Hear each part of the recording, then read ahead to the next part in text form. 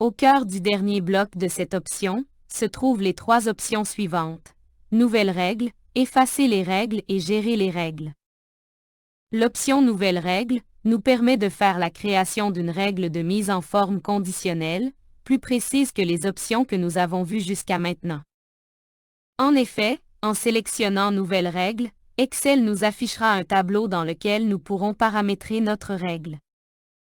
En première option, nous avons Mettre en forme toutes les cellules d'après leur valeur. Cette option nous permettra de sélectionner le style de mise en forme que nous souhaitons appliquer, selon les critères que nous allons indiquer. Ensuite, appliquer une mise en forme uniquement aux cellules qui contiennent. Cette option nous offrira plusieurs paramètres à personnaliser, dont le format des attributs, qui sera appliqué lorsque la cellule répondra aux critères de la règle. Nous aurons d'ailleurs un aperçu du résultat. En troisième, quatrième et cinquième option, nous avons les règles de mise en forme selon des valeurs parmi les premières ou dernières, au-dessus de la moyenne et unique ou en double. Chacune de ces options permettra à son tour d'être personnalisée.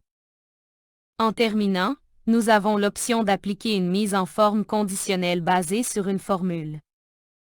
Cette option peut être intéressante pour plusieurs raisons, mais considérons que nous souhaitons mettre une ligne sur deux en gris puis la seconde en blanc. À cette fin, nous pourrions indiquer la formule suivante. Le sigle égal, les caractères M, O et D qui indiquera le concept de division à Excel et nous ouvrons une parenthèse.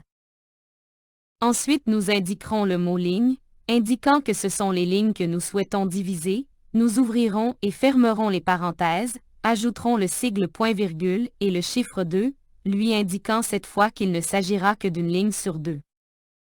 Et finalement, la fermeture de la parenthèse. Une fois notre formule inscrite, il ne restera qu'à indiquer le format à appliquer. Dans notre cas, le remplissage en gris. Puis nous confirmons le tout et observons le résultat.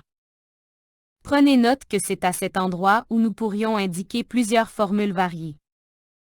Nous n'avons que testé une seule formule mais plusieurs autres peuvent également fonctionner.